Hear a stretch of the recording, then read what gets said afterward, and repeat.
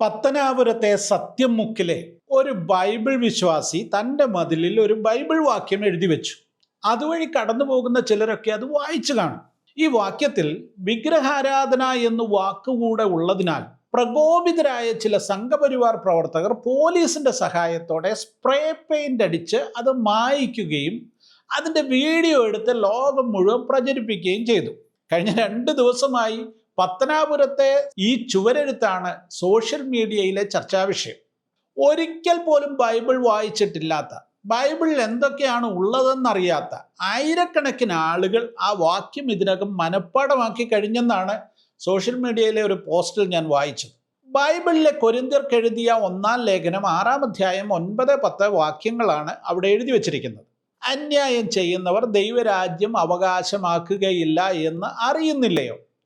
നിങ്ങളെ തന്നെ വഞ്ചിക്കാതിരിപ്പാൻ ദുർനടപ്പുകാർ, വിഗ്രഹാരാധികൾ, വ്യഭിചാരികൾ, സ്വയഭോഗികൾ, പുരുഷകാമികൾ, കള്ളന്മാർ, അത്യാഗ്രഹികൾ, മദ്യപന്മാർ, വാവിഷ്ഠാണക്കാർ, പിടിച്ചുപറിക്കാർ എന്നിവർ ദൈവരാജ്യം അവകാശമാക്കുകയില്ല. ഇതാണ് വാക്യം. സത്യത്തിൽ ഈ വാക്യം യേശുക്രിസ്തു പറഞ്ഞതല്ല. പൗലോസ് അപ്പോസ്തലൻ ക്രിസ്തു വിശ്വാസികളായ കൊരിന്തിലെ സഭയിലുള്ള വിശ്വാസികളോടുള്ള ഉപദേശത്തിലാണ് ഇത് പറയുന്നത്. അതായത് അവിശ്വാസികളോടുള്ള ക്രൈസ്തവരുടെ ഒരു സന്ദേശമായിട്ടല്ലിത്, ക്രൈസ്തവരോടുള്ള ഉപദേശമായിട്ടാണ് ഇത് പറഞ്ഞിരിക്കുന്നത്. ബൈബിളിൽ മനോഹരമായ ആയിരക്കണക്കിന് വാക്യങ്ങളുള്ളപ്പോൾ എന്തിനാണ് ഇതര മതവിശ്വാസികളെ പ്രകോപിതരാക്കുന്ന ഇത്തരം വാക്യങ്ങൾ മതിലിൽ എഴുതുന്നത്? അത് മനഃപൂർവ്വം ഒരു കുത്തിത്തിരിപ്പിനല്ലേ എന്നൊക്കെയാണ് മറുനാടൻ ഷാജിനെ പോലുള്ളവരുടെയൊക്കെ ചോദ്യം. ആരെയും പ്രകോപിപ്പിക്കാതെ സ്വന്തം പള്ളിക്കകത്തോ വീട്ടിലോ ഇരുന്ന് പ്രാർത്ഥിച്ചാൽ പോലും വാളും വടിയും ജയ് ശ്രീറാം വിളികളുമായി ഓടിയെത്തുന്ന സംഘികളെ ഭയന്ന് നമ്മൾ എവിടേക്കാണ് ഷാജൻ സാറെ ഒളിച്ചോടാൻ പറ്റുന്നത്? ഇങ്ങനെ പ്രകോപിതരാകാൻ തുടങ്ങിയാൽ നാളെ ഇവർ ബൈബിൾ തന്നെ നിരോധിക്കണമെന്ന് പറയും. കാരണം ബൈബിളിൽ 170-ലധികം വാക്യങ്ങളാണ് വിഗ്രഹാരാധനയ്ക്കെതിരെ തന്നെ എഴുതിയിട്ടുള്ളത്. അവരാരും ഇതുവരെ ഇത് വായിച്ചില്ലെന്ന് തോന്നുന്നു. അതുകൊണ്ടാണ് ഇതുവരെ ബൈബിൾ നിരോധിക്കണമെന്ന് പറയാത്തതെന്നാണ് ഞാൻ ചിന്തിക്കുന്നത്. ഇപ്പോൾ ഈ വാക്യം വൈറലായതോടെ ആ നിലയിലും ചിന്തിക്കാവുന്നതാണ്. സ്ത്രീകളും കുട്ടികളും നിറഞ്ഞ് യാത്ര ചെയ്യുന്ന ലൈൻ ബസ്സിൽ ഭക്തിയുടെ പേരിൽ ലൈംഗിക ആഭാസ ഭരണിപ്പാട്ട് പാടുന്ന കൊടുങ്ങല്ലൂരിൽ ആർക്കും ഒരു പ്രകോപനവും തോന്നുന്നില്ല എന്നും കൂടെ നമ്മൾ ഓർക്കേണ്ടതുണ്ട്.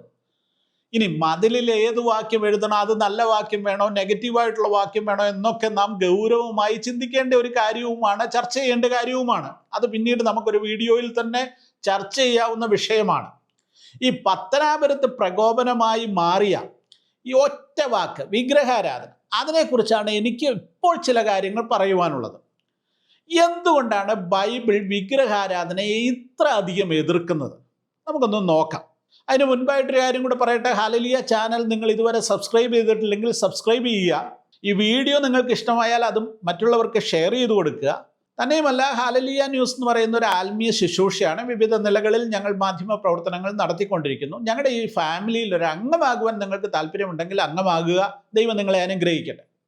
ഇനി ബൈബിളിലെ ഏറ്റവും ഗൗരവമേറിയ വിഷയങ്ങളിൽ ഒന്നാണ് വിഗ്രഹാരാധന. പഴയ നിയമത്തിലും പുതിയ നിയമത്തിലും ദൈവം ഏറ്റവും ശക്തമായി എതിർത്ത ഒരു പാപമായിട്ടാണ് ബൈബിൾ അതിനെ പറയുന്നത്. എന്നാൽ എന്തുകൊണ്ടാണ് സ്നേഹസ്വരൂപനായ ദൈവം ഈ വിഗ്രഹാരാധനയെ ഇത്രയധികം എതിർക്കുന്നത്?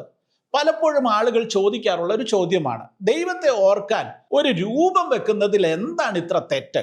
ബൈബിളിലെ 10 കൽപ്പനകളിൽ ആദ്യത്തെ 2 വിഗ്രഹാരാധനയെ കുറിച്ചാണെന്ന് നിങ്ങൾ ശ്രദ്ധിച്ചിട്ടുണ്ടോ? ഞാനല്ലാതെ അന്യ ദൈവങ്ങൾ നിങ്ങൾക്കുണ്ടാകരുത്, ഒരു വിഗ്രഹത്തെയും ഉണ്ടാക്കരുത് എന്നിങ്ങനെ ദൈവം കർശനമായി വിലക്കിയിരിക്കുകയാണ് വിഗ്രഹാരാധന.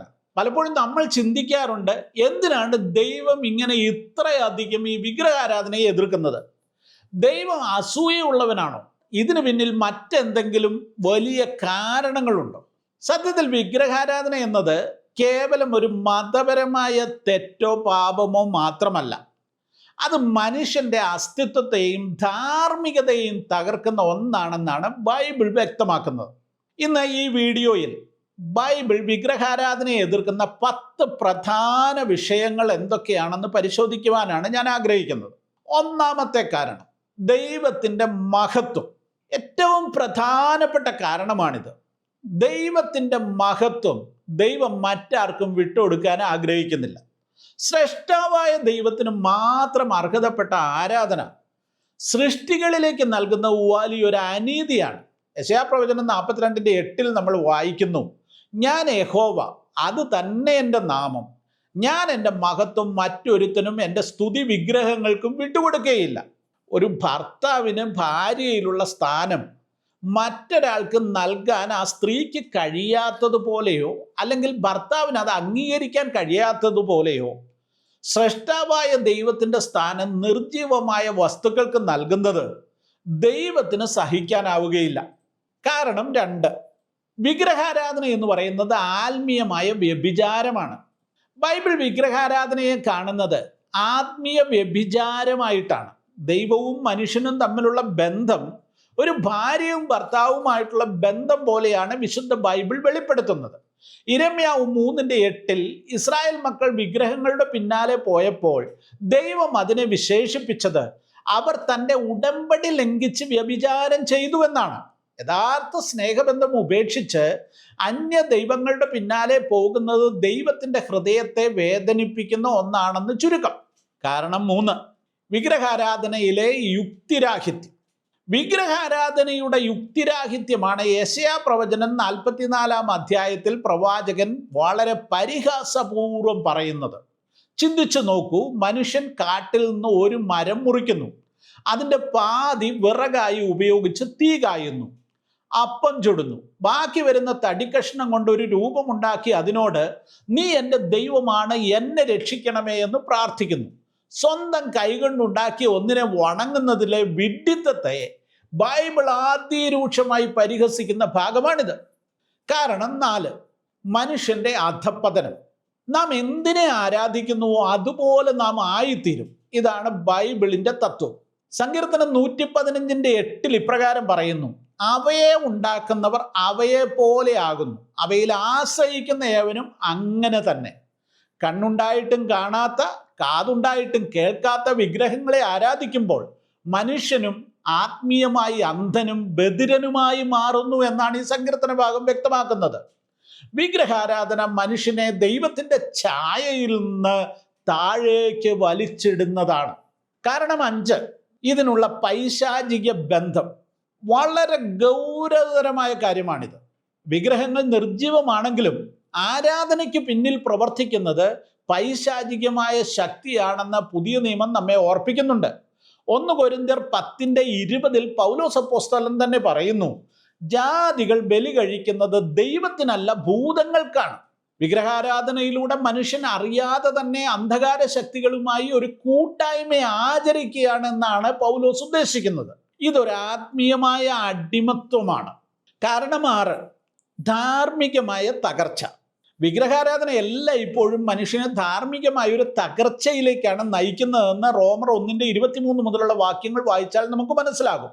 മനുഷ്യൻ ദൈവത്തിൻ്റെ സത്യം ഉപേക്ഷിച്ച് സൃഷ്ടിയെ ആരാധിക്കാൻ തുടങ്ങിയപ്പോൾ ദൈവം അവരെ അവരുടെ ഭോഷ്കായ ചിന്തകൾക്കും കാമവികാരങ്ങൾക്കും വിട്ടുകൊടുത്തു എന്നാണ് അവിടെ പറയുന്നത്. ദൈവത്തെ ഉപേക്ഷിക്കുമ്പോൾ ധാർമ്മികതയുടെ അടിസ്ഥാനം തകരുകയും സമൂഹം തിന്മയിലേക്ക് വീഴുകയും ചെയ്യുന്നു എന്ന ആശയമാണ് ഇവിടെയുള്ളത്. കാരണം 7, സാമൂഹിക നീതിയും മനുഷ്യജീവനും. വിഗ്രഹാരാധന പലപ്പോഴും ക്രൂരമായ ആചാരങ്ങളുമായി ബന്ധപ്പെട്ടാണ് ഇരിക്കുന്നത്. പുരാതന കാലത്ത് മൊലേഖ് എന്ന വിഗ്രഹത്തിന് തങ്ങളുടെ മക്കളെ ബലി കഴിച്ചിരുന്ന ആളുകളുണ്ടായിരുന്നു.